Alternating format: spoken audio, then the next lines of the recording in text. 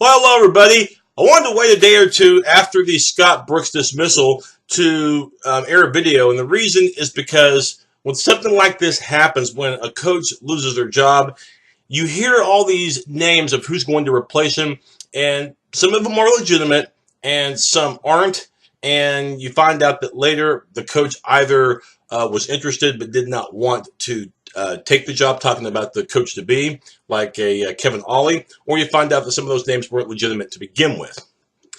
Talking about Scott Brooks first and foremost, though, I was not surprised by his firing. Now, you might be saying to yourself, well, how can you not be surprised?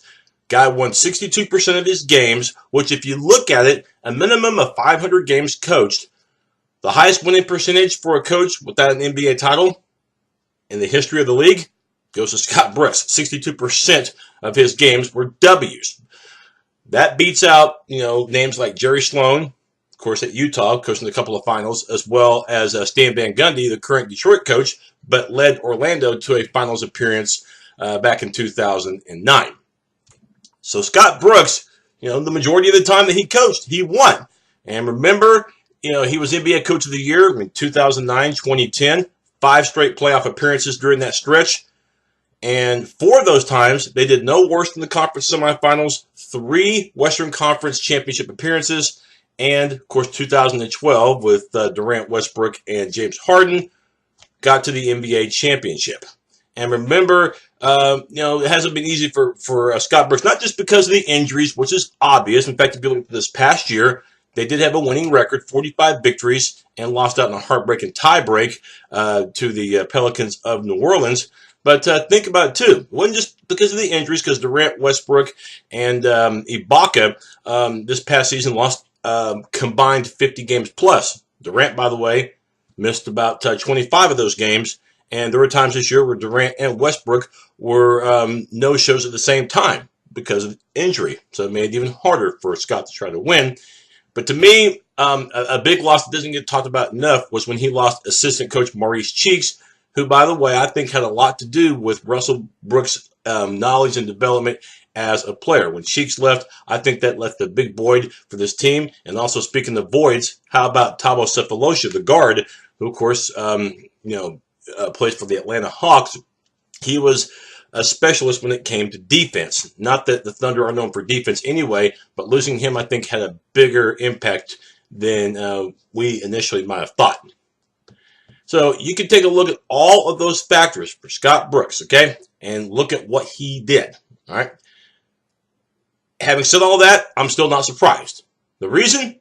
Clay Bennett is serious about winning a championship, okay? He's very serious about that. Despite getting to the NBA Finals in 2012, having kind of a taste of getting close, Bennett knows that when healthy, Oklahoma City has the capability of not only reaching the NBA Finals, but winning it.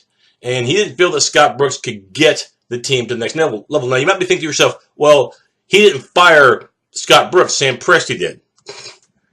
Okay, Presti, the GM, I know he's going to say that it was his decision, but who are we kidding, okay? Who are we kidding? You have to remember that even though Sam Presti makes critical decisions for the Thunder, when it comes to the ultimate decision of whether a coach is going to stay or go, he hears it from, people above him. Clay Bennett in particular, the guys with the money, the guys with the true power. And Presti, by the way, knows that his job could very well be on the line if this upcoming hire turns out to crap out.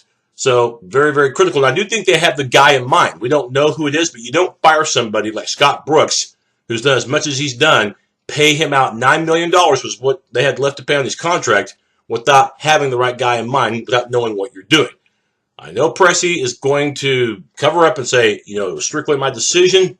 No, I don't buy it. And not just, Clay Bennett, the owner, but also, too, the nucleus of your team, Westbrook and especially Kevin Durant. Remember, Kevin Durant, this is his final year coming up, 2015-2016 with the Thunder.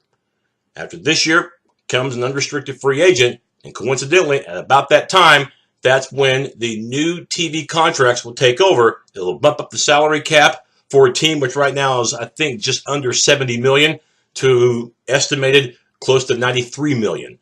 That means Durant is going to make the max deal with the Thunder if he stays, a little over $30 million. People will say, well, he'll stay because he's going to make substantially more than what he'll make now. But remember, Washington, the Wizards, he's from the Washington area, from Maryland. Washington can pay him the max deal. Anybody out there, who has room, if they don't have superstars that make superstar money, is going to be able to afford Kevin Durant. So money is not the issue for Durant coming back. The issue is, to my opinion, commitment to winning a championship. Okay, because the Thunder, history just proves that they're not going to be, in the running for the playoffs forever. Okay, teams go through slumps. Okay, and you might say, well, they went through a slump this past year, but still, when you think about it, injuries aside, there is still an opportunity to at least get in the playoffs. You can't tell me that Dallas, is that much better than the Thunder. You can't tell me that Portland is that much better than the Thunder, even though I know Portland won that division, the Northwest. The Thunder had the capability of still making the playoffs anyway. So at least postseason should have been attained this year. And I think another big reason why my point just got backed up, the Thunder never, ever really changed their defensive philosophy. It was always the same thing. And this reverts back to the finals when those guys were leaving, Miami Heat three-point shooters wide open. Game 5 was a great example of Mike Miller, who played for the Heat back then. Nobody was guarding him, and I think he hit 6 threes, in that game. And that was a do-or-die game for the Thunder. They have not really changed their defensive philosophy. That's because, in my opinion, they don't have one. X's and O's why Scott Brooks is not the best coach. We've seen that coming out of timeouts, where plays that they run at the end of games, especially when you need a bucket to try to end the thing or it goes overtime, or if you don't make it, you lose, they don't always draw up the best plans. And sometimes those shots are very unorthodox. You have to have a coach that's going to really have the, in my opinion, I guess you could say, bravery, or you could also say the gumption to tell a Westbrook, hey, you need to be distributing the ball more. If you don't, you're going to sit down. You didn't see that with Scott Brooks, okay? I'm not saying the next coach has to be just like Greg Popovich, but Popovich is not afraid to set his guys down, the all-stars like Parker and Duncan, if they're not playing well. And remember, these guys are going to be instant Hall of Famers 5 years after they retire. So that much is a no-brainer. Popovich doesn't care. Doesn't care how many titles those guys have helped win for him. Every game is different, and Popovich refused to ever let his players try to shoot them out of the game or let them do their own thing as opposed to what he thought the team saw fit. Scott Brooks, you didn't see a whole lot of that.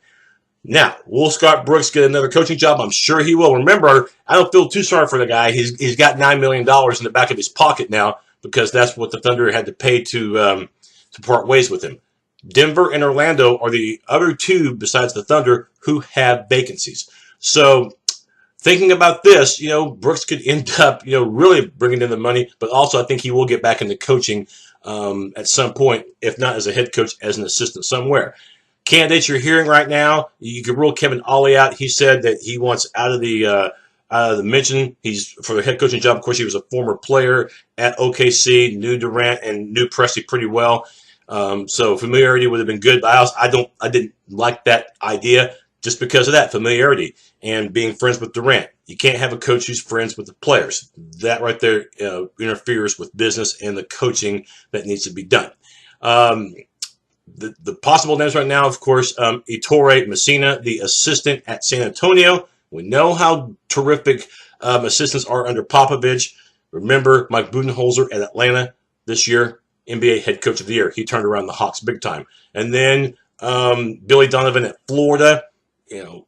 It's a new voice, a guy that, initially wanted to coach in the NBA. I think he had the head coaching job at Orlando, then basically refused it after he got it, and then went back to Gainesville to coach the Gators. Does have some national championship pedigree on his resume, but remember that was about 8 or 9 years ago. Florida just came off a losing season, so you have to wonder if Billy Donovan's best years are behind him. But still, he's a very hungry, aggressive coach who does preach defense. And then one more name, or two more names I'm going to throw at you, Alvin Gentry, right now with Golden State as an assistant. He's got head coaching experience at Phoenix in the past. And then a former player, Tyrone Lue from the Lakers, who is a current assistant under the Cleveland Cavaliers. And some people I hear think that actually Lue is just as much of a coaching figure at Cleveland as is their current head coach, David Blatt. LeBron James reportedly among them.